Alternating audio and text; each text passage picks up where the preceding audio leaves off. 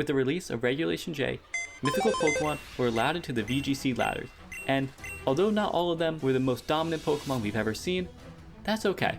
Not every mythical has to be running the meta, and not every mythical is Arceus. There were a lot of mythicals that when you look at their sets and you look at what they can do, you come out empty-handed and they can't really do all too much, or at least nothing that no other Pokemon can.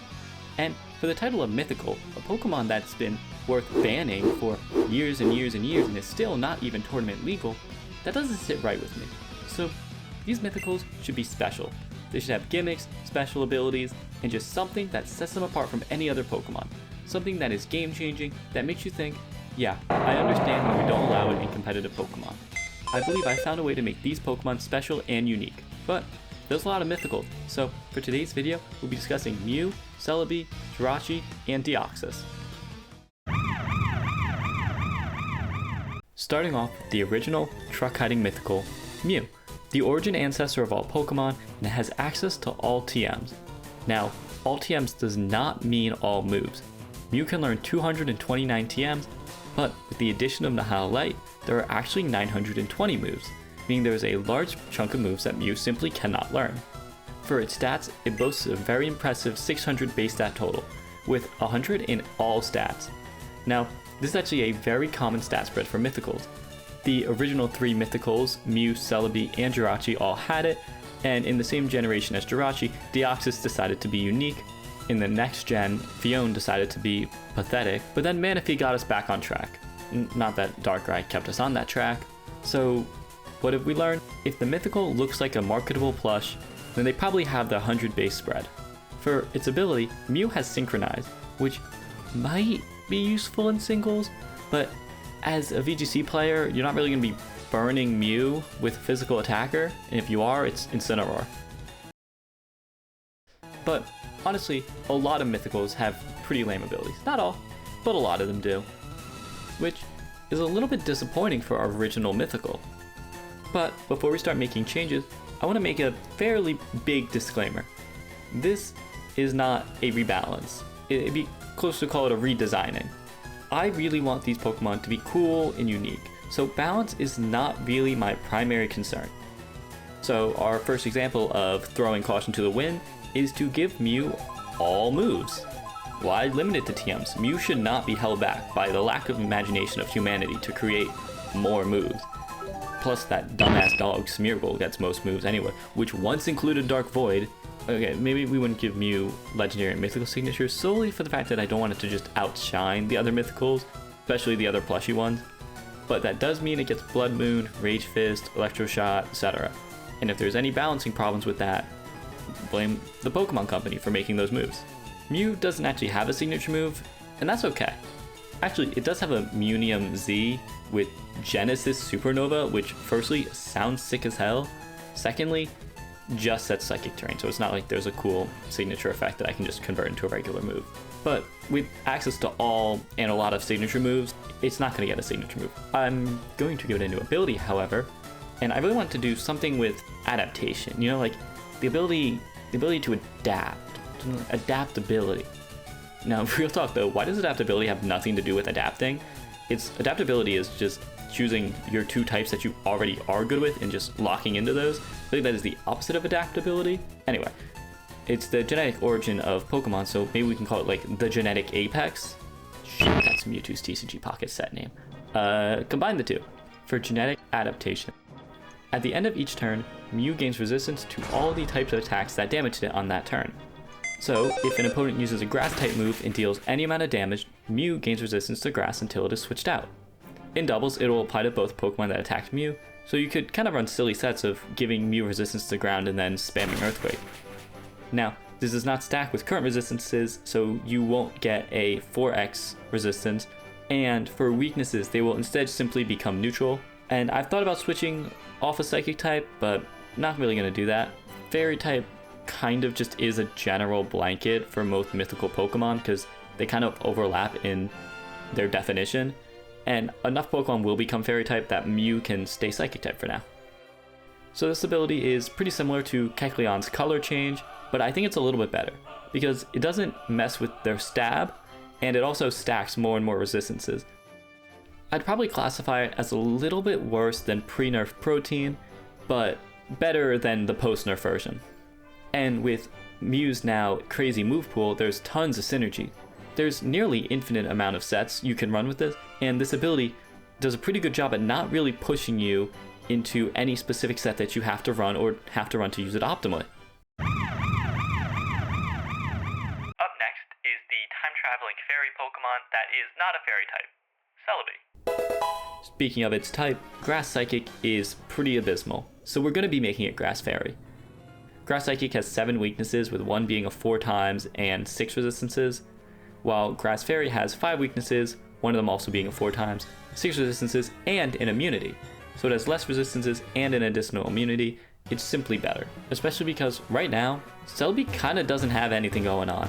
It has no signature move or signature ability, and despite having the split 100-100 in its attack stats, it only learns a total of 6 physical moves if you count TMs.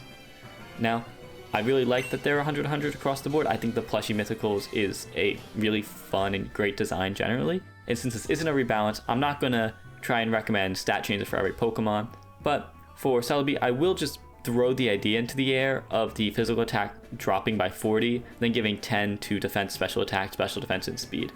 Again, if we were talking about stat rebalances and changes, maybe then we would really go into the nitty-gritty of the stats, but just want to put that idea out there. For the signature, we're going to have Temporal Healing, or Temporal Reversion, because it does do a little bit more than heal. It's going to be a +2 priority move that heals the target all damage, status effects, and removes all stat changes that occurred on the turn, and it will activate at the end of the turn once the Pokemon is targeted. It can be used on self, adjacent Pokemon, which includes both the partner and the opponents. It won't save a Pokemon from fainting, nor will it recover their items, power points, and their ability usage. So theoretically, you can heal up to 99% of HP, a burn, and all stat drops, but it is a little bit more risky than normal healing moves as it waits until after everything has done in the turn.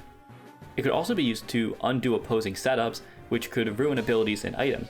For example, if your opponent makes a prediction and tries to switch in their Indeedee, and then it uses its Psychic Seed, which increases its special defense, which then takes the Temporal Healing, but then the Temporal Healing will undo the special defense buff, and because the item's not back, it will now have lost that switch in buff.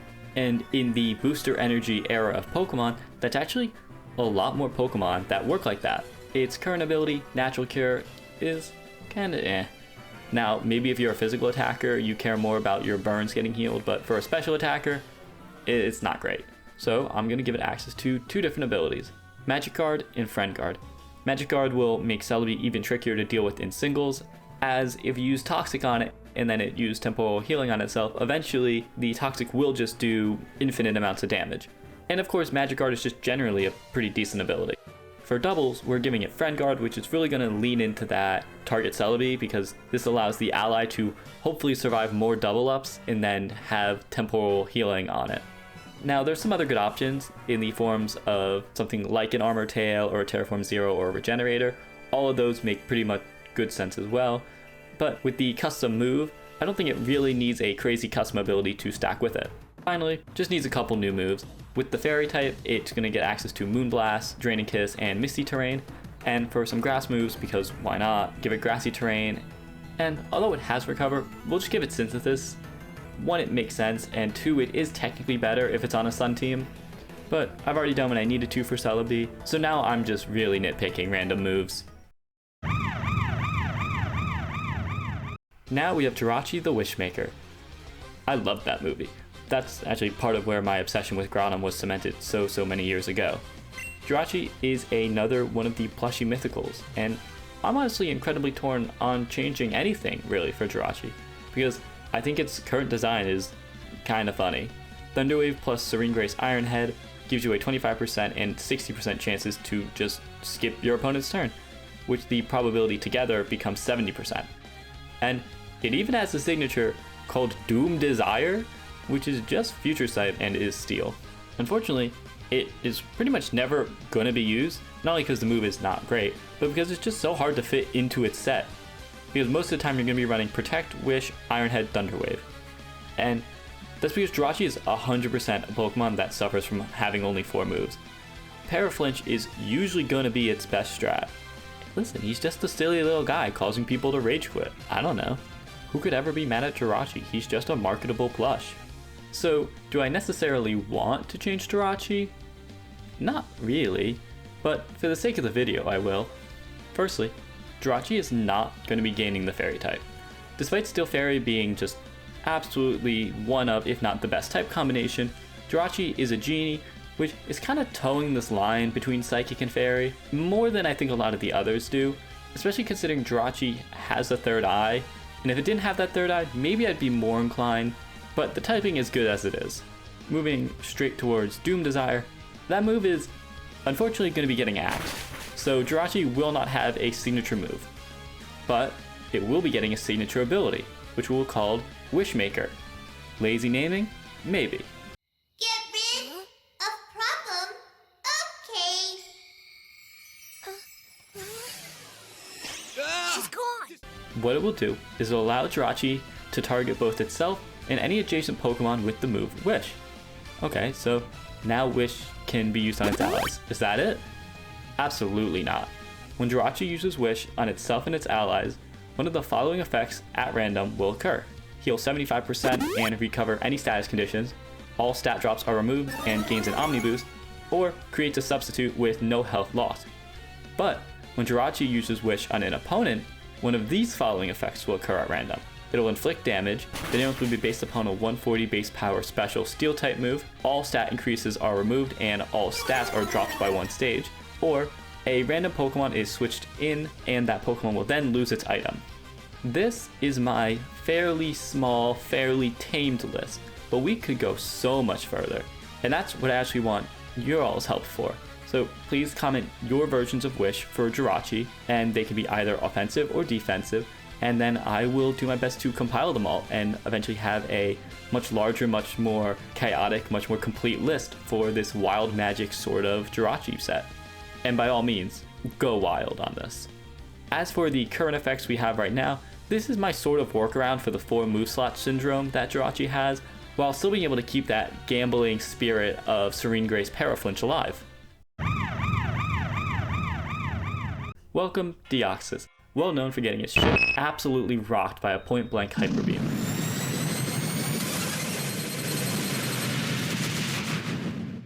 Deoxys is going to be the first of our non-plushy Mythicals. It still has that 600 base stat total, but it's split into 50s and 150s. Except it has 4 forms, which is a little weird, because there's nothing fundamentally wrong with a 150 attack, 150 speed spread, especially when you have those 50 HP and 50 defenses, although admittedly some horses don't understand what a glass cannon is, and having a 50 health, 50 defense means you're pretty much always in one-shot range, because you're taking about twice the damage as an 100 base defense, with no real margin of HP to eat it with. And then the attack form exists and has a 180 in the offensive stat, and 20 in the defensive stat. So what's the point of our normal form? Because a 100 base power neutral judgment with no plate or booster item or EVs is enough to OHKO the neutral form. And so I'm not arguing that the base form is bad, but it's bad at least comparatively to the attack form. And speed has a different problem. 180 speed is one of the fastest ways to use status move without Prankster. Makes it great with Icy Wind and great with T-Wave for having fast, again non-Prankster, forms of speed control. Except Regieleki exists, and it is way faster and hits way harder. It has 20 more speed, which is fairly significant. It has stab transistor boosted Electro Web, and it's not a mythical or a restricted Pokemon. So you can have Groudon, Rayquaza, and Regieleki, but you can't have Groudon, Rayquaza, and Deoxys all on the same team. But having a defined problem is actually not bad. It gives us a very simple path to the solution. Starting with the normal form, we're going to drop its speed by 50, and both of its attacking stats by 25 each, and then buff the 2 defenses by 50. Not exactly the plushy stats, but it's a lot closer, and we just don't need 3 forms at 150 base speed.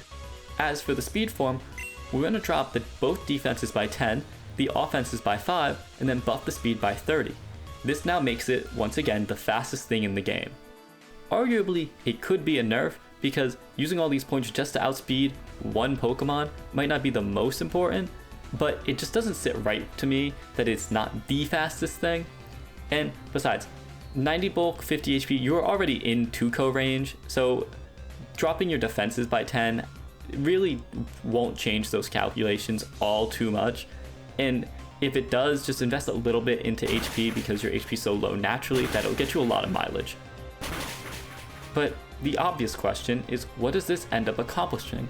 Well, for the ability, hold on, I need to establish something. When I've made new abilities, it doesn't always have to be the only ability the Pokemon can have. My abilities and the current abilities can exist in tandem. One is the regular and the other is the hidden, or however you want to do it. And a lot of this comes from recognizing that Smogans versus VGC divide. This is very important right now because of what I'm about to do for Deoxys. New ability, Virulent Mutagen. At the start of each turn, depending on the move slot selected, Deoxys will change forms. Every Pokemon has at least 4 move slots, and luckily, Deoxys only has 4 forms, meaning if you choose the move in slot 1, you get normal form, slot 2, attack form, slot 3, defense form, and slot 4, speed form. And an example moveset you can run would be Protect for normal form, Expanding Force puts you into attack form, Amnesia puts you into defense form, and Thunderwave will put you into speed form. This allows you to maximize what each form does well. Slot 1 really being that wild card because it's not particularly fantastic at any of the roles, but it's not entirely a waste, as Knock Off, Recover, Charge Beam, Rock, Spike, Substitute, Speed, Power, and Defense all matter, but the moves themselves will still function irregardless of what the stats are.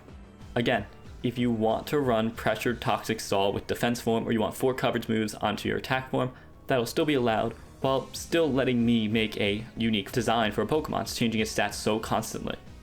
And for whatever reason, the different forms actually have different move pools, so we're just gonna merge them all together. I don't really see a reason not to. I don't see why they didn't have the same move pool to begin with.